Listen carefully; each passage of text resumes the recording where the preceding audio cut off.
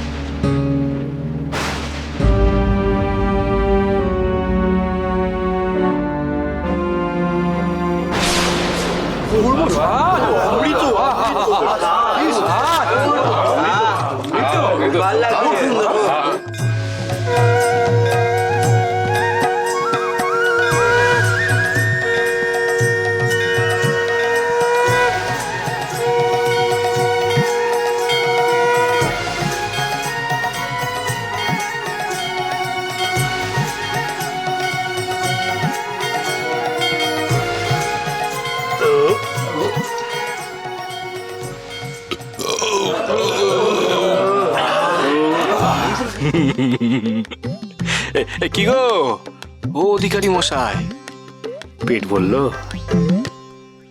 ও অধিকারী, চুপ করে বসে আছে কেন গো? হ্যাঁ, তোমার আর তোমার কীর্তনিয়াদের সকলের পেট ভরেছে তো, নাকি না পাতে আরো অন্ন দেবো? জয় তারা, জয় শ্রীকৃষ্ণ, জয় গোপাল।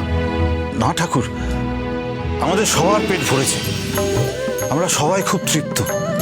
কিন্তু ঠাকুর এ কি করে সম্ভব হলো? এক মুঠোয় অন্নই আমাদের পেট ভরে গেল কি করে?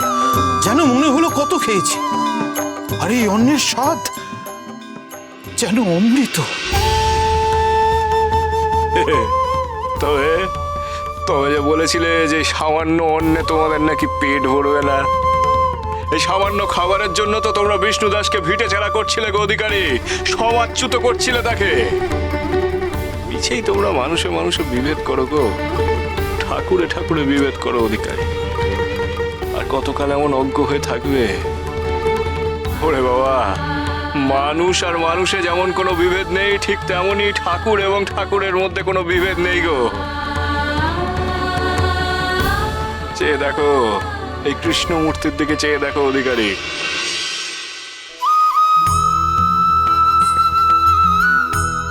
কি গো, কি দেখছো?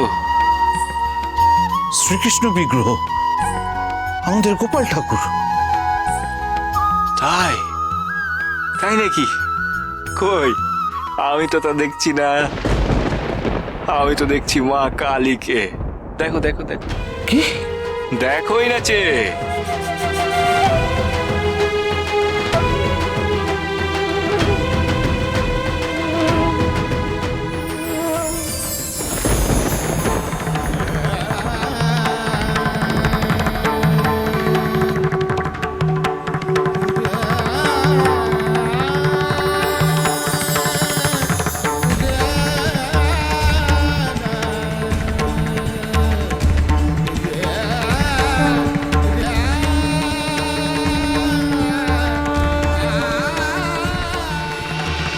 জয় মাতা। এ কি দেখালে ঠাকুর? শ্রীকৃষ্ণ মা কালী হয়ে গেল, আবার মা কালী শ্রীকৃষ্ণ হয়ে গেল। এবার বুঝলে তো? সব এক অধিকারী, সব এক, কেউ আলাদা নয়। যিনি কৃষ্ণ তিনি কালী, যে শ্যাম সেই শ্যামা। জয় শ্রীকৃষ্ণ, জয় মা তারা, তারা তারা তারা তারা মারে। ও গোসাই ঠাকুর, এই অন্তরে ভক্তি নিয়ে নিজের মন থেকে তুমি যাকে যে রূপে দেখতে চাইবে, তুমি তাকে ঠিক সেই রূপেই দেখতে পাবে গো। ঈশ্বর এক, ঈশ্বর অভিন্ন। বামদেব ঠাকুর, দেখো বামদেব ঠাকুর, আপনি আমাকে ক্ষমা করুন। এই ওট ওট ওট, শালা ঠাকুরের সামনে কখনো আমার পায়ে হাত দিবি না। আমাকে ক্ষমা করে দিন বামদেব ঠাকুর। এতদিন আমরা ভুল পথে চলেছিলাম। এখন বুঝতে পারছি এখন বুঝতে পারছি যে বিষ্ণুদাস গোসাই কেন আপনাকে এত ভক্তি করে। এই, এই, ওইটাই ওই ওই ওই ভক্তি। শোনো গোসাই ঠাকুর, অন্তরের ভক্তিকে সবসময় অটুট রাখতে হবে গো, বুঝেছো? আর ওই যে কথায় বলে না যে পেশাদ হলো কণিকা মাত্র, ওই এক কণা পেশাদ তোমাকে যে পরিমাণ তৃপ্ত করতে পারে তা কোনো রাজার রাজভোগও পারবে না গোসাই ঠাকুর। এই যে বিষ্ণুদাস ঠাকুরকে ভোগ নিবেদন করেছে, তাই ঠাকুর তৃপ্ত হয়েছেন, আর ঠাকুর তৃপ্ত হয়েছেন বলেই তিনি তোমাদেরকে তৃপ্ত করেছেন, বুঝেছো?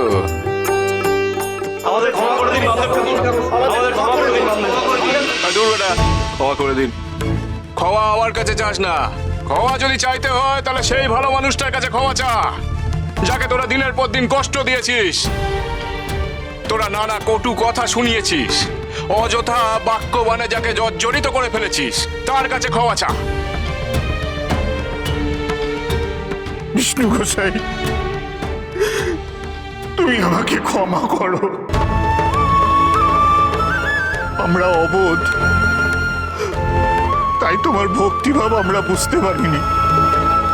স্বয়ং শ্রীকৃষ্ণ যার হাত থেকে অন্ন গ্রহণ করে তৃপ্ত হন, আমরা কিনা তাকেই চরম অবহেলা করে এসেছি এতদিন। ছি, ছি, ছি। মহাপাপ করেছি। না গো, না না অধিকারী, এইভাবে বলো না।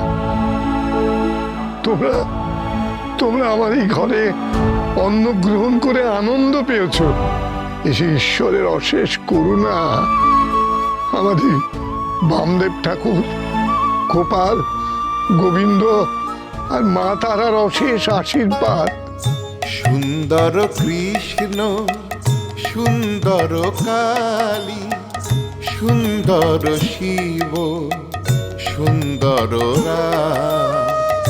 সুন্দর কৃষ্ণ, সুন্দর কালী, সুন্দর শিব, সুন্দর রাম। আচ্ছা, এটা কি বিষ্ণুদাস কীর্তনিয়ার বাটি?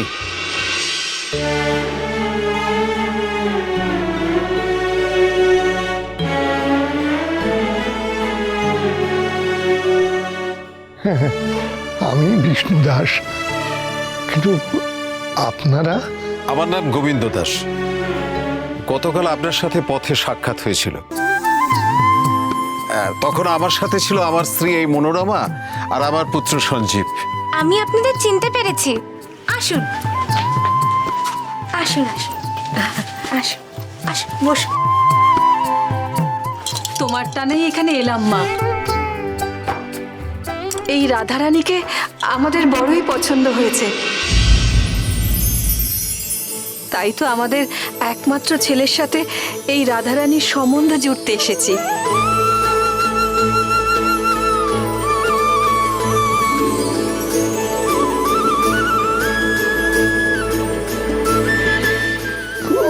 জয় গোবিন্দ, জয় গোবিন্দ, জয় গোপাল, মা তারা, মা তারা। আমরা আমাদের পুত্র সঞ্জীবের সাথে রাধারানীর বিবাহ দিতে চাই।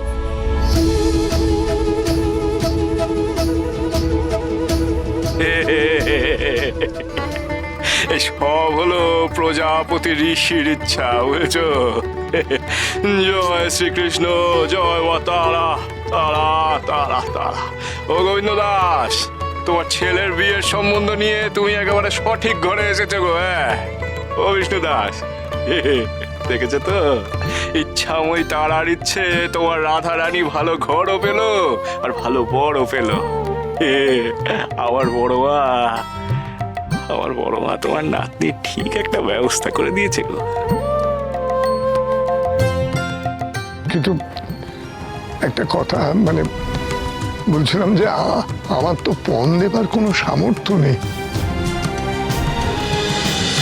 মহাপীঠ